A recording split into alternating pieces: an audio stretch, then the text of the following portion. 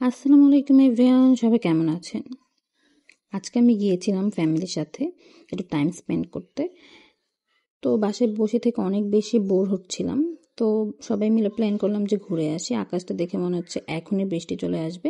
আর দেখেন কী পরিমাণ কারেন্ট তার দিয়ে রেখেছে, এগুলো ঠিক করার নামই নেই। তো তারপরে চলে গেলাম এই দোকানটাতে। তো ওনার দোকানে অনেক ড্রেস পাওয়া যায় বাসায় পরার, ভালো ভালো অনেক রকমের। তো আমরা সবসময় বাসায় পরার জন্য ওনার দোকান থেকে কিনি। তারপরে চলে যাচ্ছি পেয়ালাতে। পেয়ালার ডেকোরেশন অনেক চেঞ্জ করেছে, আগে এরকম ছিল না। আগে ছোট ছিল, এসি ছিল না, তো ভিতরে এত বড় জায়গা ছিল না, এখন বড় করেছে, ভালো লেগেছে। তো ওনাদের এই জায়গায় গেলে কম প্রাইসের মধ্যে অনেক কিছু খাওয়া যায় আর কি। তো তারপরে দেখলাম তাদের মেনুতে অনেক কিছু অ্যাড করেছে যেগুলো আগে ছিল না। মেনুটা ছিল আরও বেশি ছোট, এখন তো অনেক বড় করে ফেলেছে মেনু। তারপরে দেখছিলাম কি কি অর্ডার দেওয়া যায়। তো তারপরে আমরা সবাই মিলে প্ল্যান করেছি যে ছোলা ভাটোরা দিব, তারপরে চিকেন চাপ উইথ লুচি, পাপড়ি চাট, আর হচ্ছে ওভেন বেক পাস্তা। তো তারপরে এই যে আমার জুতার ব্যাগ আজকে ম্যাচিং, এই ব্যাগটা আমার খুব বেশি পছন্দের, অনেক পছন্দের একটা ব্যাগ। তারপরে এই যে আমার ছোলা ভাটোরা চলে এসেছে। আমি সবসময় নর্মাল ছোলা ভাটোরা অর্ডার দিই, যেটা মাংসর থাকে ওটা দিই না, কারণ মাংস আমার বেশি একটা ভালো লাগে না খেতে।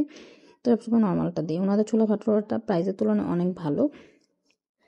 তো তারপরে এই যে চিকেন চাপ উইথ লুচি, চাপটা আমার কখনোই ভালো লাগে না ওনাদের, তো আমি কখনো অর্ডার দিই নাই।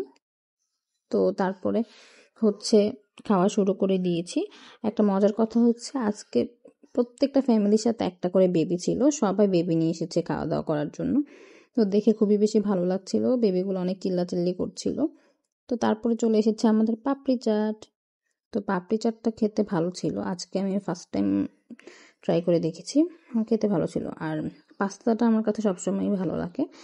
তো পাস্তাটা এত ভালো হবে এটা বুঝিনি, আপনারা দেখেই বুঝতে পারছেন যে কীরকম মজা ছিল পাস্তাটা, অনেক মজা ছিল।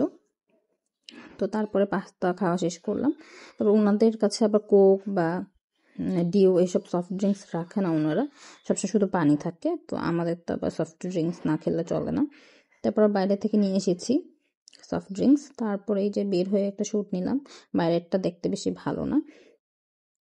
তো তারপরে বাসার জন্য রওনা দিলাম। তো আজকের ভিডিওটা এ পর্যন্তই। সবাই ভালো থাকবেন, আল্লাহ হাফেজ।